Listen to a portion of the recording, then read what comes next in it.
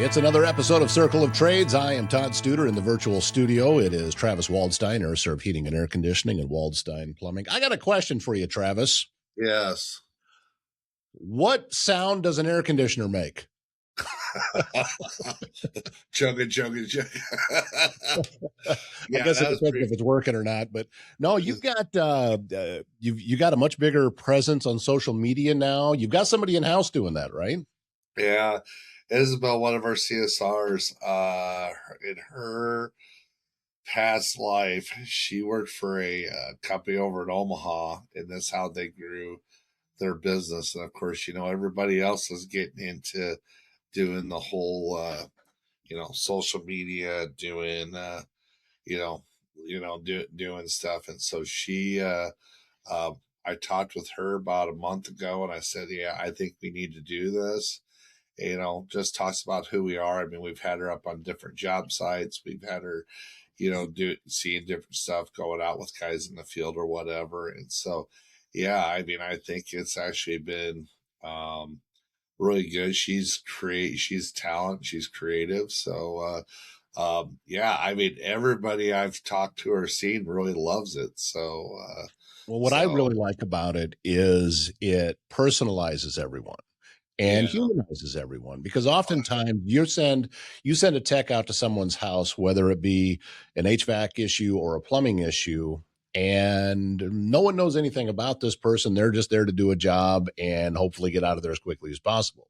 But there's real people behind it, real stories, real families, all of that. And that's what you're showcasing. And that's why, from a marketing standpoint, I think she's doing great work.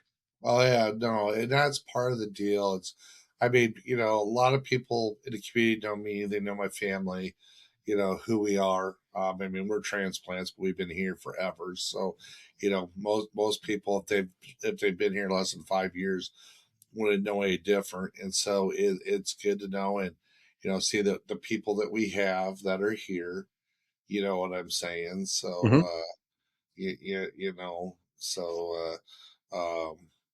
which is good. I mean, we want to get people to know who our techs are, who our people are.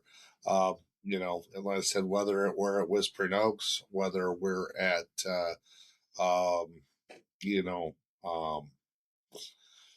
wherever it may be, a service call, maintenance call, we're doing a sewer line up in Neola or something else, there are people behind them. There are people in the city. There are, people that, the community that we do business with, and, we like to have fun in the process. So, this is just a little bit of that whole fun in the process deal. So, yeah, it's been, I tell you, like I said, it seems like it's becoming more the norm than an exception. And, but, hey, if it helps, like I said, if it helps a customer understand insight, some stuff, that's important. I want to try to do a little bit more of, where we talk about stuff, filters and some stuff. So, it's funny stuff's great. Don't get me wrong, but, some stuff like filters and, just maintenance items and just stuff that you can do is, I'd like to do some of that too as we move forward with it. But so far, yeah, it's,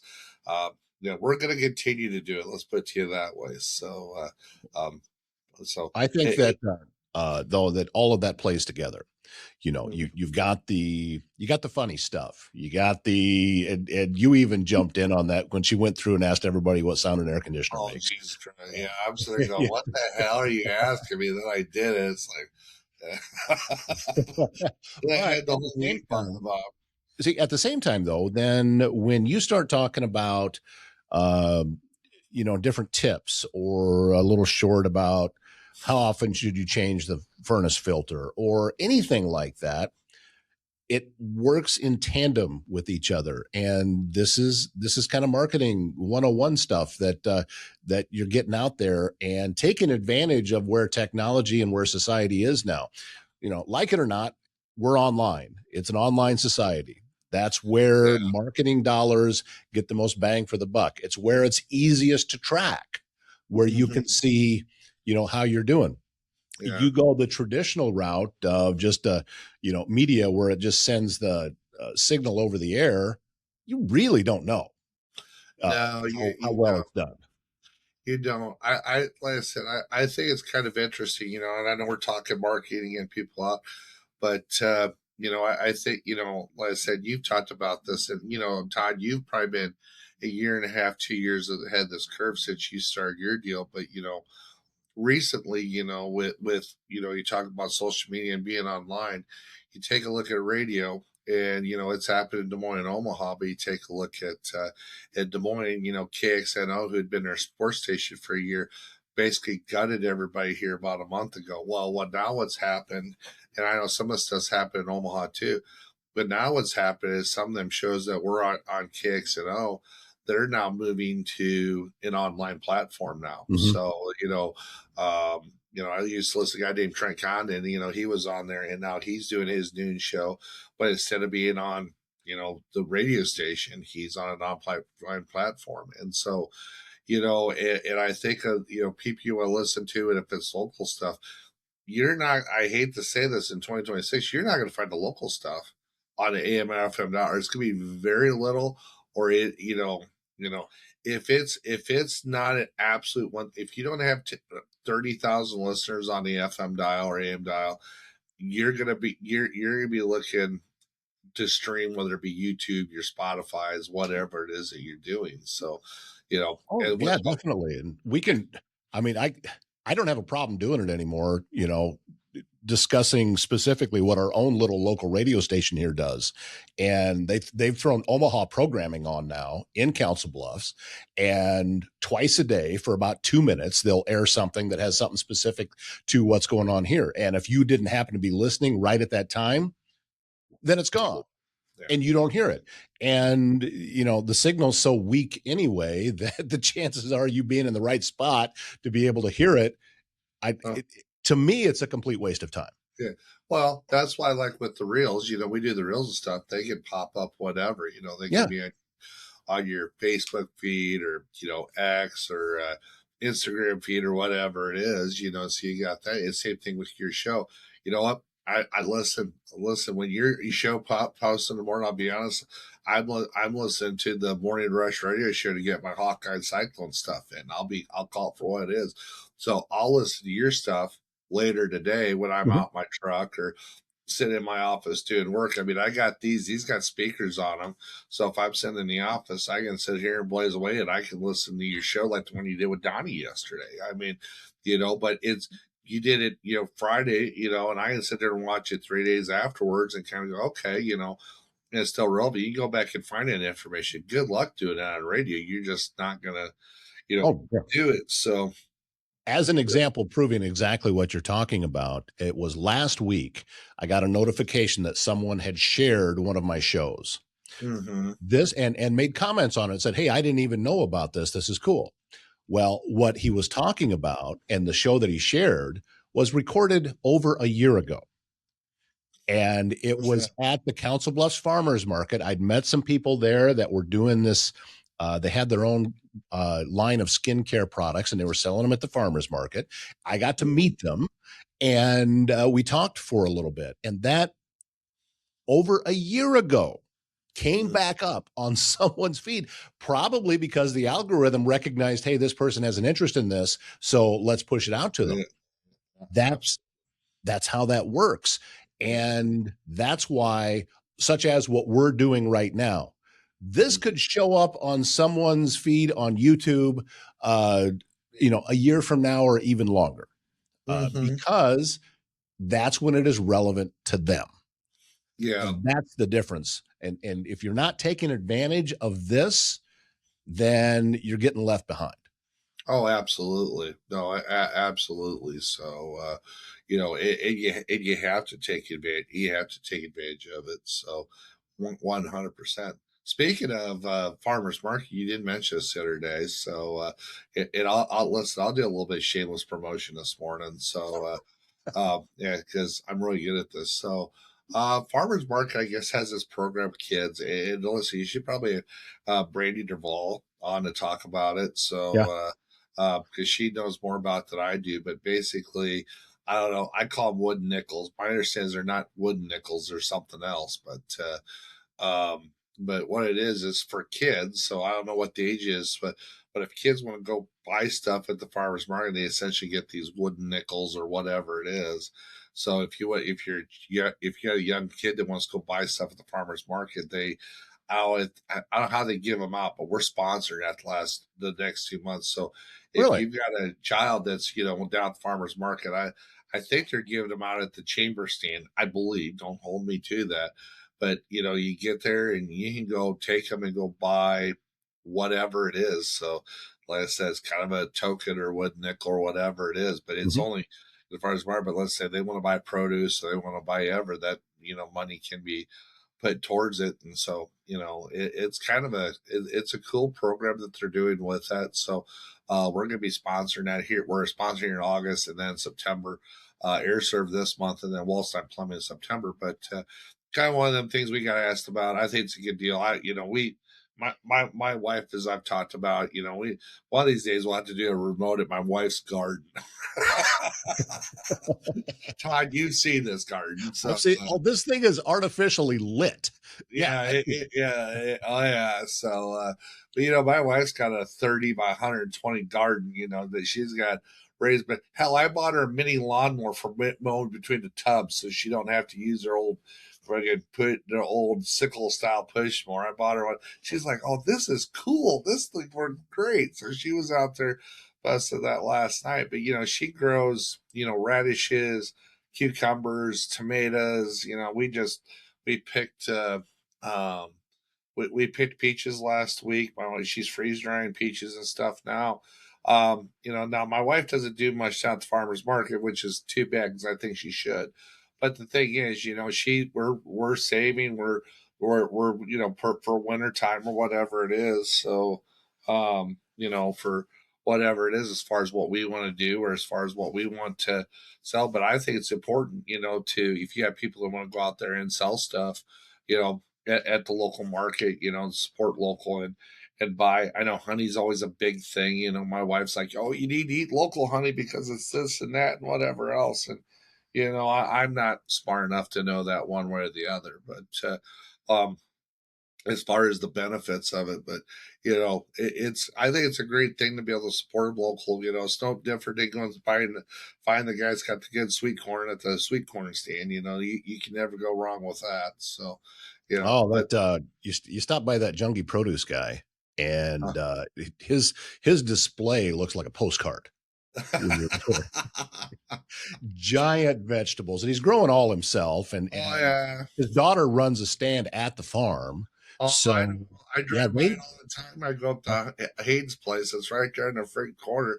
I build a big shed out there. Shed's pretty cool from the road, anyways. So, oh yeah, it's got a great place. But no, it's good to want to be able to support local with that. So that's one of the reasons we decided to do it. So if you're in town, if you want to go to the farmers market, absolutely, I would 100% recommend doing it. so month of August, it's And Air Serv, September, and September, it's Waldstein Plumbing. yes, but yeah. So, but if you're wanting to buy, like I said, depending on how the program goes, we might sponsor it for next year altogether. We haven't decided yet. Mhm. We'll see. But I mean, I give certain organizations a lot of crap. I'll be the first one to tell that. I'm still waiting for Chris LaFar to come sit down and have coffee or beer with me from the chamber. So I'll throw him under the bus. But actually, I think the farmers market with what they do at the chamber, I think is something that they do it down there at Bayless Park, Mhm. right in front of Smith Davis, and then I think Bayless Park, Bayless Hall there, so they block off the street. It's a good event. They got. I mean, you were down there for doing ice cream. So weren't you selling ice cream bars down there a couple weeks ago? Yeah, yeah. I'm with a local Masonic lodge, and we are selling ice cream bars. And here's the thing: is we've got one of our lodge brothers works for Highland, Oh so yeah, there you go. Got we it get there. all kinds of stuff. But they rigged up an ice cream cooler that is battery powered.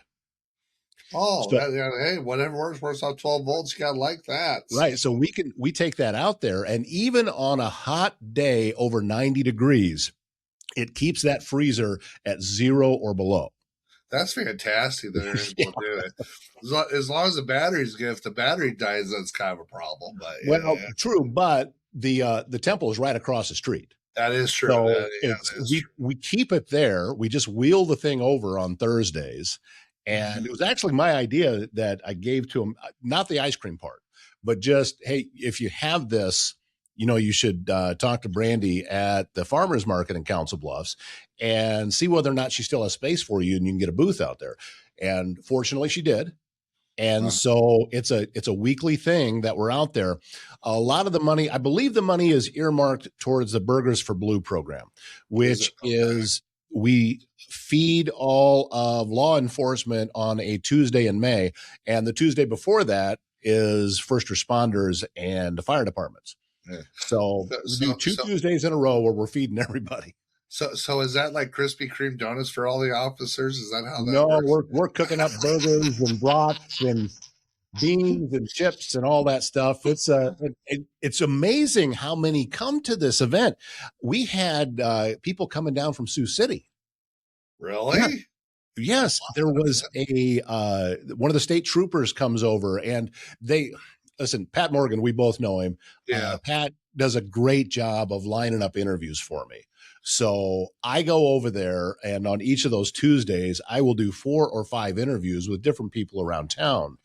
And it's a big benefit to me. It's a big benefit to give back to those that are out there risking their lives every day. And that's why. Oh yeah, absolutely. No, it's good you do that, and money goes to good cause. But I think pretty much everybody there's the farmers market. I listen. No one there is getting rich. I mean, there ain't nobody cutting a fat hog at the farmers market. I mean, I think everybody's there putting their hard work, trying to make a little bit of money, and I would bet you 99% of them are trying to put money back into, their right, into their businesses or their ventures. Which I think is great, if it helps a daughter buy a pair of shoes or whatever they're doing, I think it's great. And as I said, and I know there's other towns that have farmers markets too. So it's not just Council Bluffs, but in particular to Council Bluffs, I think it's a great venue that they do, and it's exciting to see the turnout. Like I said, I've been down there a couple times this year. I don't get down there every week, but it's kind of interesting depending on the time of year and see what's going on. And now you're getting a little bit later in the summer. Like I said, you're starting to see your sweet corns yet. A lot more vegetables. We got lots of different stuff that we're seeing. Yeah, melons are out. Yeah, absolutely. So it's a fun time. Take advantage of it because you're about another month. Yeah, like I said, a lot of that stuff, unless you do a late season. My wife just did a late season radish plant the other day. So really, radish plant and cucumbers, because radishes, I did not know this. I guess they produce every 30 days. Yeah, they do grow quickly. Yeah, I didn't realize. I love radishes. Okay, so I love fresh cucumbers. I'm the guy that can slice cucumbers. I don't need to dip them. Maybe a little bit of ranch, but I don't like the pickled. I don't like the. So you don't do the refrigerator pickles? My wife does, and I will eat them, but I just like a fresh cucumber if you can slice it. In the radishes, you just put a little bit of salt on them or whatever. So that just gets my blood pressure going a little bit, but it's all good. So I knew a guy that he used to before even the ground was completely thawed, he would throw radish seeds out on top of the snow. Oh, really? And as the snow melted, it was just before the spring thaw, and as the snow melted, the seeds went into the ground and they grew. That's how he would do it. Oh, yeah. I mean, I can see. Actually, my wife could do that pretty easy, actually. So I never thought about that. So, yeah, she's got peppers. I mean, my wife's got peppers, and then what she'll do is she'll actually she'll grind them and freeze dry them is what she'll end up doing. So, so we do a lot of that and make your different make your different seeds and stuff with them. So that's kind of interesting when we, when we look at that. So, well, when you're running out of room though, with all of the canning and preserving that she's going to be doing, and you got last year's stock there, I want you to think about your podcast partner here. Oh, as that's as a okay. place that you can create some room on the shelves. Well, my wife is home for the next 3 weeks doing daily hobby stuff, so we could probably hook you up. And she's going through her canning room, aka our furnace room, our Right. cold storage room. I mean, to kind of give you a crazy story right now, she wants me to buy a septic tank and bury it, and she wants to make a cold storage outside. Out of a septic tank. Yes, concrete septic tank. Well, I guess. I They're mean, that gonna would, put it underground. I mean, they yeah. can ventilate for air, watertight, all that stuff. So this is her latest and greatest idea. We're not, we'd put a door on it, and then she'd have a place for her cold, or her cold storage, for lack of a better way to put it. Do you So have a hill out there where you can go in from the side, or do you got to go straight down? on the north side of the house, actually, we got, yeah, don't give my wife time, but she's still pissed off at the county. But yes, we do on the north side of our house, 100% we do. So it'd be pretty close to the property line, but it's cold storage. I mean, so yeah. So if someone sees me out there some Saturday digging a hole out of my yard with the excavator, you'll know what the hell's going on. So I don't know. I don't go past your house on the way to anywhere because you are not a pass through. You're a destination. yeah, So I'm a yeah, you're not on destination. the way to anywhere to go to your house. Yeah, there you go. So yeah, so that's what she's taught about now. So it's like, so I might be making a call up to Northwest Concrete up in Storm Lake to say, hey, what's the biggest concrete septic tank I can get delivered to Council Bluffs for cold storage? You're gonna be like, what the hell? So I mean the 13.6, 13.6 in length, 8 foot wide hole, and 70 inches tall. You know what I'm saying? So you could fit a lot of, if you want to do a cold storage outside, Mhm. so you can do it. I don't know. We'll see. We'll see if it happens or not. But we're in discussions for it right now. So that's my I think wife's starting ideas. I think we should document that. Get some video of it. Get it Oh yeah, put there in. you go. Watching you figure out where to put the door, that kind of stuff. Yeah, Yeah. here's Travis cussing that we're putting this. So, but anyway, so no, we got that stuff going on, but other stuff too. And let's talk shop for a little bit. So, got through July. We're in August now, and August we're still in summertime. Kids got to go back to school 3 weeks. All the projects. Football's coming around here pretty quick with high school and college, and everybody going back to school. Dead week's done now, so everybody's in fall camps for volleyball and football and all that stuff. But it is still hot. We're going to have some warm temperatures here coming up next couple 3 weeks. Biggest thing I'd say with August is the dog days of summer. You know what I'm saying? It is definitely, it's hot. It's time of year when things happen. Usually things break hard, if you know what I'm saying. Unfortunately, so it's time of year to where if you think you kind of passed the, whatever, August can be the most brutal month of the 3 months if you're not careful, and we still got corn sweat going on here for another couple weeks. Now we get into September, that'll pretty much go away. But as far as the corn sweat stuff, but we got another hard month of air conditioning season, and then before you know it, I'm going to start talking to people about furnaces. It'll be 90 in September, and I'll want to do furnace checkups because I don't want to be doing them when it's 10 below and everybody else's furnace is broke. So, but that's part of the conversation. So, but it's August kind of dog month. A lot of underground utility work we're doing on the plumbing side, lots of sewer lines, water services, especially with the lead stuff, is still a big issue that we're running into as far as work going on.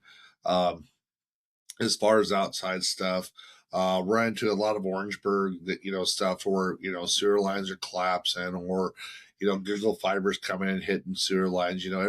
Everybody loves Google Fiber until they hit the sewer lines. So a lot of outside stuff going on right now, which is good.